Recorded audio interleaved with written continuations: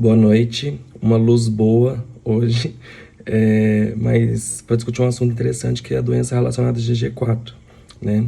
Hoje a gente teve no ambulatório, teve um caso muito interessante de um paciente que tem um diagnóstico de doença relacionada a GG4 no pericárdio e do nada fez um diabetes insípidos, ou seja, parecia muito que tinha também feito uma doença relacionada a GG4 na hipófise, né?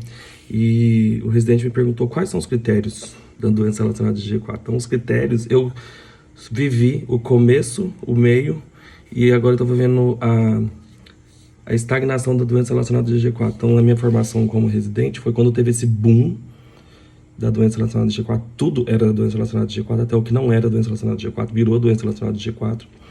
Vi passar por várias confusões de diagnóstico, critério de diagnóstico de um, critério de diagnóstico de outro, e depois agora deu uma melhoradinha, né? Então, o que é uma doença relacionada a G4? A doença relacionada a G4 é uma doença tumoral, um pseudotumor, é uma doença que parece maligna, mas é benigna, né? Porque é um tumor em algum lugar do corpo, né? Pode ser na glândula lacrimal, na glândula salivar, pode ser na tireoide, na hipófise, dentro do couro cabeludo, da cabeça, né, na verdade, pode ser no pâncreas, pode ser no pericárdio, pode ser em vários locais do corpo. No osso, eu já vi doença relacionada a G4 praticamente em tudo, na próstata, então tudo pode ter doença relacionada a G4. O que é isso? Uma infiltração tecidual anormal, aberrante de GG4. Então, o que acontece? Quando a gente vai formando a resposta TH2, né, a gente infiltra um tecido por eosinófilos, né?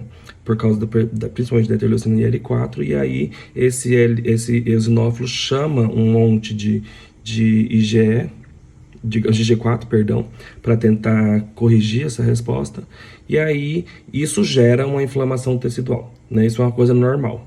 Só que nesses pacientes existe uma resposta IL-10, né, que é o contrário da resposta TH2, para tentar negativar ela, aberrante. E aí fica tendo naquele local muito eosinófilo que degranula, faz uma fibrose característica que chama estouriforme, pode fazer trombose do vaso, né, com trombogite obliterante, com vasculite obliterante, né, eosinofílica. Isso chama muito plasmócito, isso chama muito GG4 desproporcional à quantidade de GG. Então, esses são até os critérios diagnóstico histopatológico. Então, o critério diagnóstico clínico é um pseudotumor, porque não é um tumor de verdade, e o critério diagnóstico é histopatológico. Aí, do laboratório, pode ser aumento de provas inflamatórias, 50% tem eosinófilos aumentados, IgE aumentado, IgG4 aumentado, quer dizer, isso aqui não ajuda muito, o diagnóstico realmente é clínico, parra, histopatológico, né? E é muito importante a gente pegar na fase inicial, porque é na fase inicial que eu vou desestruturar aquela formação da fibrose, né? Que é o que causa realmente o dano tecidual irreversível, eventualmente, né? Então, por isso que é importante ficar naquela fase inicialzinha do depósito eosinofílico. Então, se você um dia já ouviu falar nessa doença chamada doença relacionada a GG4, né? Lembre-se que a gente tem muitos tratamentos diferentes para as diversas fases da doença relacionada a GG4 e também diversos órgãos onde ela está acometida, né? Por exemplo, já vimos casos de tumor na cabeça que se retirou, resolveu. O meu paciente da próstata que eu falei, né? A gente pegou, foi muito no começo, então foi só corticoide, resolveu aquilo.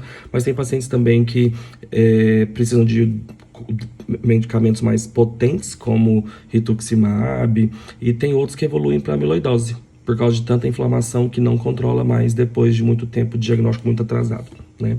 Então, pensou em pseudotumor, um dos diagnósticos diferenciais é doença relacionada a GG4.